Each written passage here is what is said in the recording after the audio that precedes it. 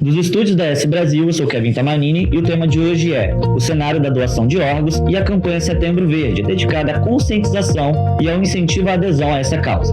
Nesta entrevista, converso com Maria Machado, coordenadora da Central Estadual de Transplantes do Espírito Santo.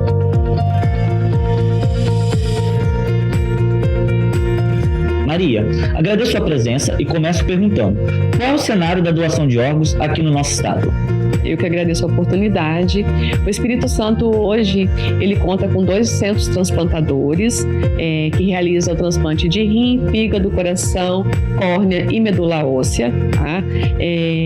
Temos hoje na fila ainda, mais de 2.000 pessoas aguardando, um cenário que nos preocupa bastante, porque são muitas pessoas. Córnea, nós temos aí mais de 1.200, rim, mais de 1.200 pessoas, fígado, 40 e coração, 3 pacientes na fila. Então, a gente observa que é um cenário desafiador para que a gente possa atender essa parcela da comunidade que precisa de um transplante. E o transplante é a única opção que ela tem nesse momento, E quando a gente fala do número de doadores aqui no nosso estado, a gente tem um cenário promissor nesse período de janeiro a julho de 2024 comparado ao ano passado. Nós temos aí um aumento de 40% no número de transplantes de córnea e de 30% no número de transplantes de órgãos. Isso tem que ser comemorado, porque a gente tem uma lista grande e a gente tem conseguido auxiliar essa parcela de pacientes que a gente já conseguiu transplantar esse ano. Tá?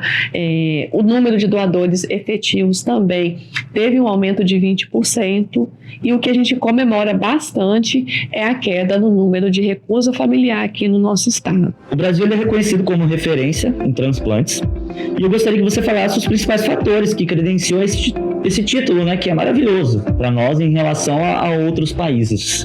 O Brasil ele é reconhecido mundialmente, nós temos uma política pública de transplante. Então, aqui no nosso país, 96% dos procedimentos são pagos pelo SUS.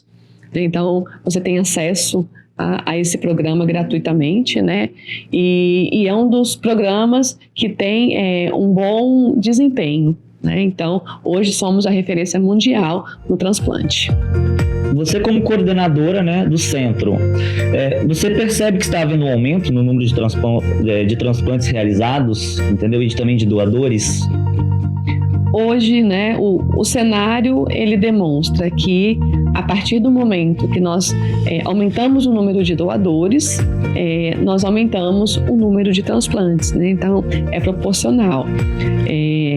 Os dados demonstram nesse primeiro semestre que nós estamos aí conseguindo aumentar o número de doadores através do aceite dessas famílias,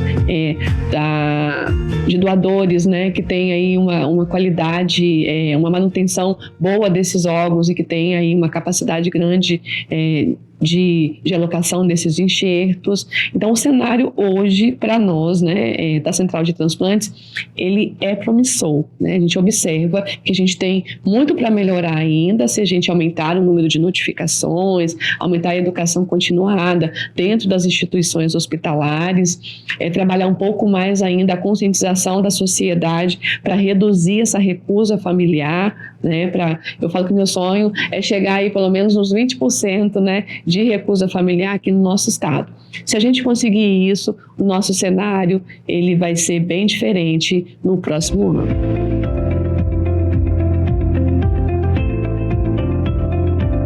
A partir do momento que você tem algum dos seus órgãos que tem aí a condição clínica dele é comprometida e não há mais nenhuma chance, nenhuma medida terapêutica que vai te auxiliar na condução dessa patologia que você tem, a única coisa que resta para você é o transplante.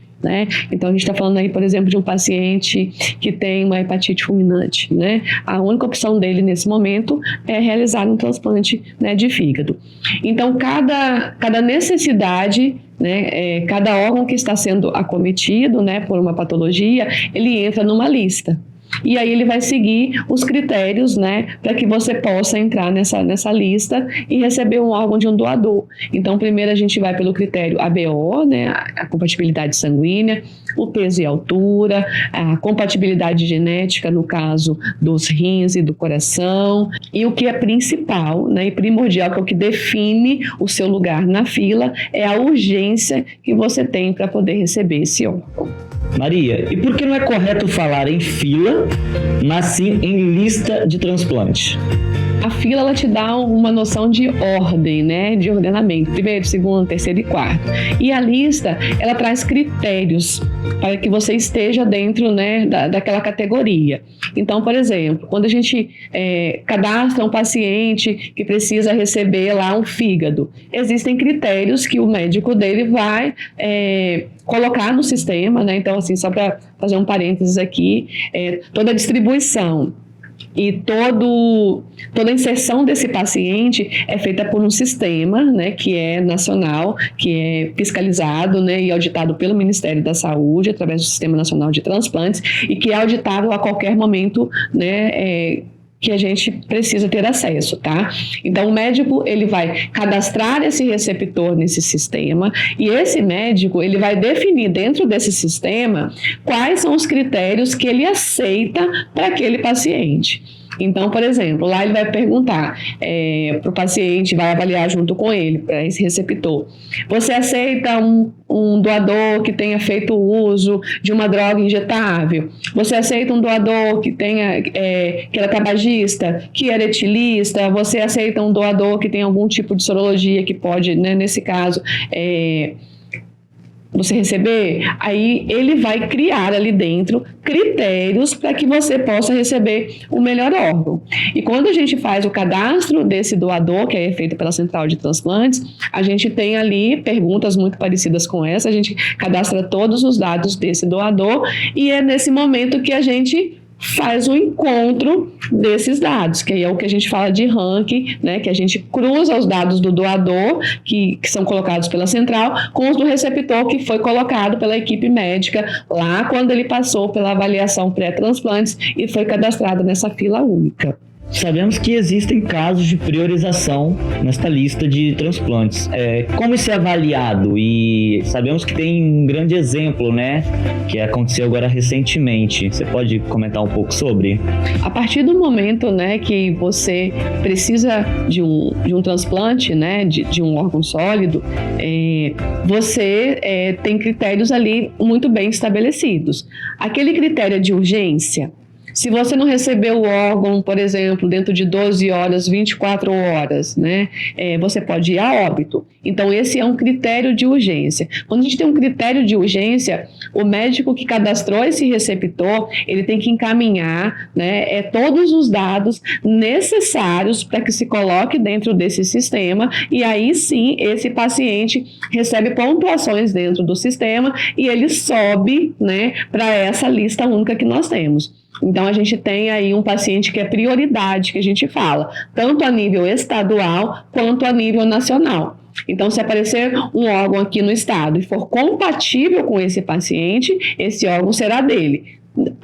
Mas aí não conseguiu aqui no estado e nacionalmente apareceu um doador, né? Então, esse mesmo sistema que fica lá em Brasília, né, ele vai cruzar os dados e vai ver se de fato esse órgão pode ser transplantado para esse paciente que nesse momento tem uma necessidade muito maior do que os outros. Se ele não for transplantado, ele vai a óbito. Isso é um critério de urgência, que é muito utilizado para os casos do transplante cardíaco e para o transplante hepático, tá? Porque nós temos pacientes muito graves nesse caso e que, se ele não receber o órgão, ele vai a óbito.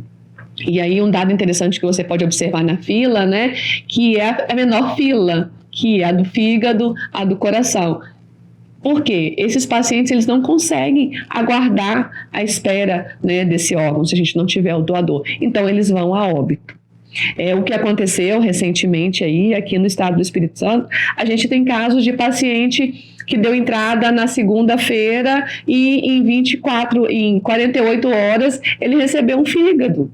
né? Porque era um paciente muito grave, a gente tinha doadores e aquele doador era compatível com aquele paciente.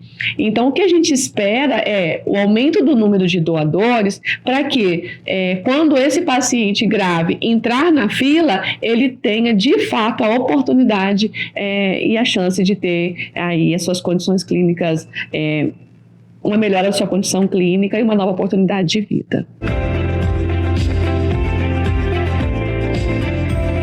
A partir do momento que a gente gera a lista e faz a alocação do enxerto, que a gente fala, né? Nós temos aí para o coração, entre a captação e o transplante, 4 horas. Né? Então, é uma corrida contra o tempo. Então, coração e pulmão são 4 horas, captou, né, ali, isquemia fria que a gente fala, né, o órgão ficou ali no gelo, então ele está estático, a gente tem 4 horas para poder transplantar e esse órgão voltar a funcionar novamente lá no corpo desse receptor. No caso do fígado, a gente trabalha aqui no Espírito Santo com uma logística de 12 horas, de 12 a 24 horas. Então, quanto mais rápido esse órgão ele for transplantado, maior é a chance, né, desse receptor aí ter um prognóstico bom. O rim, a gente tem um tempo maior, entre 24 e 36 horas também de isquemia. Então, a gente trabalha com essa isquemia de 24 horas. A córnea, ela segue um critério diferenciado. A gente tem um critério para captá-la, que é até 6 horas do óbito, né? Mas depois que a gente capta, ela vai para o banco para que ela possa ser preservada e avaliada. Tá? E aí ela tem de 7 a 14 dias para poder ser transplantada. Mas os órgãos sólidos, né, que a gente chama, o tempo ele é muito escasso, a gente tem que montar uma logística muito grande para isso, principalmente quando a gente tem o transplante de coração e de pulmão. Existem parcerias ou ações específicas da Central Estadual de Transplantes com hospitais e médicos para garantir que os órgãos doados sejam transplantados com rapidez e segurança? Há uma necessidade, né, de realizar uma logística muito grande. É muita gente trabalhando num processo de doação. Primeiro, a gente tem a equipe do hospital, o hospital notificador, que a gente chama, que é onde esse potencial doador está. Então, lá nesse hospital é onde esse doador, ele teve o seu diagnóstico feito pela equipe médica, teve a entrevista familiar realizada pela CIDOT, né, que são as comissões intra-hospitalares de doação de órgãos e tecidos, que são responsáveis por cuidar do diagnóstico, acolher essa família e realizar a entrevista. A partir desse momento, família entrevistada e doação consentida, a Central de Transplantes, né, encaminha, a gente tem duas vans, né, que fazem a parte terrestre aí de busca de sangue dentro desses hospitais, de logística das equipes de captação para esses hospitais. Então, a gente busca o sangue que a gente fala, né, para poder esse sangue vir aqui para a região metropolitana, aí ele vai passar para avaliação sorológica no LACEN e de histocompatibilidade num laboratório que a gente, né, é habilitado pelo Ministério para poder realizar a compatibilidade genética. Depois disso, a gente precisa montar a logística terrestre. Encontrou os receptores, monta a logística terrestre. Então, as equipes são encaminhadas para esse hospital, né, equipe de transplante, através da Central de Transplantes, e aí a gente precisa, às vezes, da Polícia Rodoviária Federal, da Guarda Municipal, para que o trânsito ele flua e a gente consiga passar com bastante rapidez. E no momento da captação desses órgãos lá no hospital, se a gente tem aí a captação, por exemplo, do coração, a gente precisa do apoio do Notaer para que esse coração venha de helicóptero até o centro transplantador, né? Então, tanto o coração quanto o fígado, hoje, o Notaer, ele nos auxilia, né, nessa logística de transporte para que esse órgão chegue o mais rápido possível aqui na metropolitana.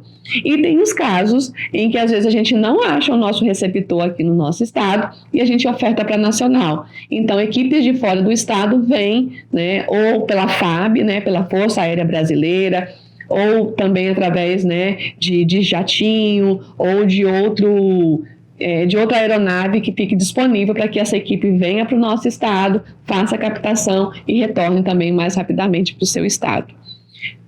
Então é uma logística bem grande. E são muitos protagonistas, né? Protagonistas. E isso tudo a depender do órgão em 4 horas. Isso, coração e pulmão é 4 horas. E também a gente conta muito com a parceria da Infraero, de toda a malha aérea, todas as companhias aéreas, né? Eles têm um termo de parceria em que eles transportam para a gente esses órgãos para outros estados. Então, o rim, por exemplo, na grande maioria das vezes, ele é encaminhado para outro estado sozinho. Então, ele é acondicionado dentro das caixas térmicas, né? Tudo identificado, e a gente tem prioridade de voo.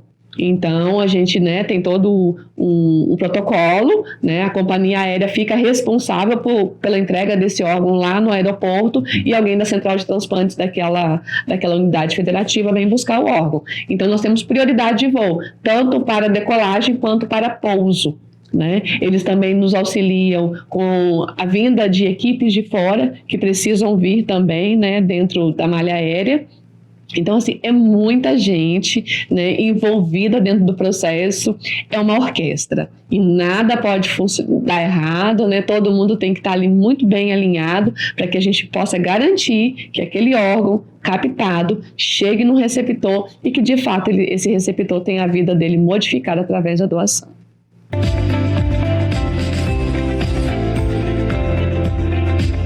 Eu acredito que através de uma conversa clara, né, e objetiva.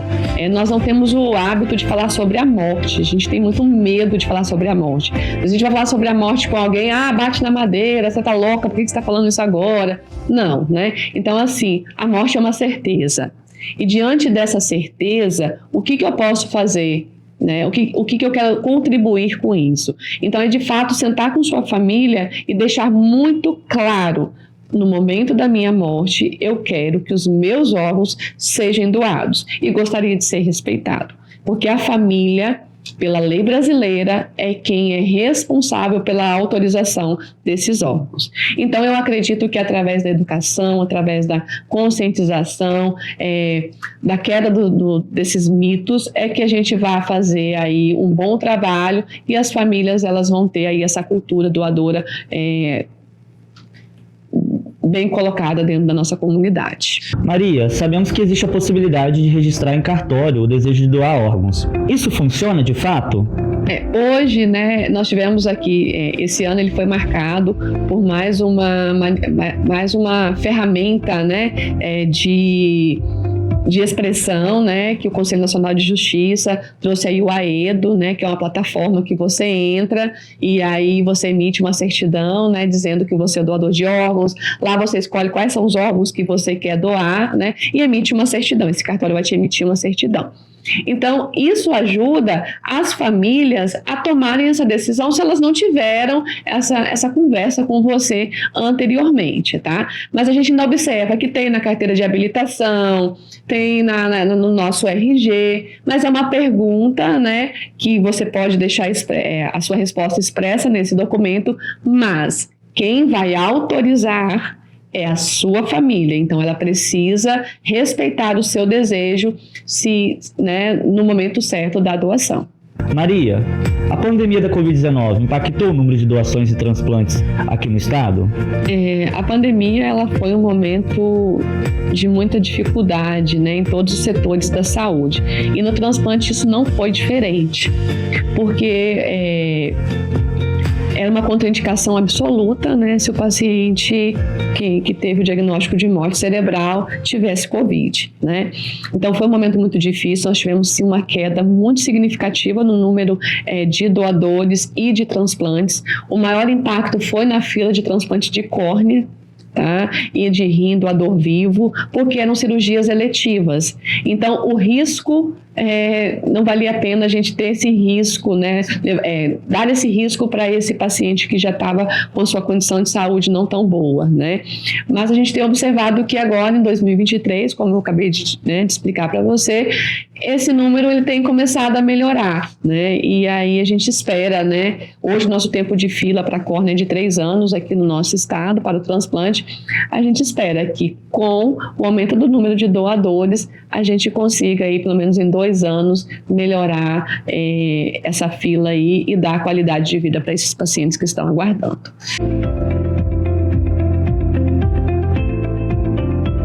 a Secretaria Estadual de Saúde, através da Central Estadual de Transplantes, organiza junto com todos os hospitais e com toda a sociedade movimentos durante o mês de setembro. Então, no mês de setembro, nós realizamos palestras, né, educativas de conscientização, de acesso rápido, com informações claras, objetivas, né, pinga-fogo que a gente chama, né, orientando as pessoas quanto aos principais mitos, tirando dúvidas.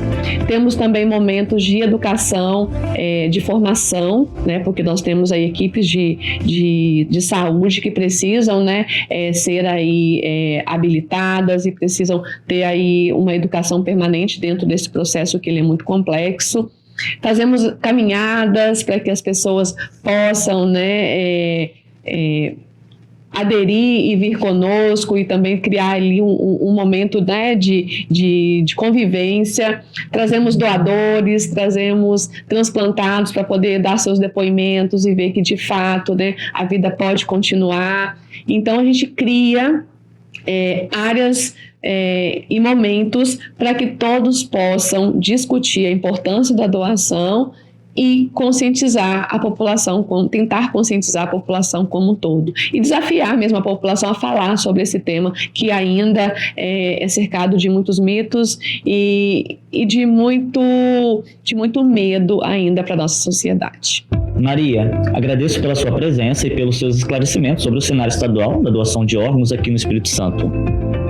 Eu que agradeço a oportunidade e uma atitude pode mudar várias vidas. Doe órgãos. E a você que nos acompanha, continue ligado na S Brasil para mais entrevistas e conteúdos exclusivos. Até a próxima!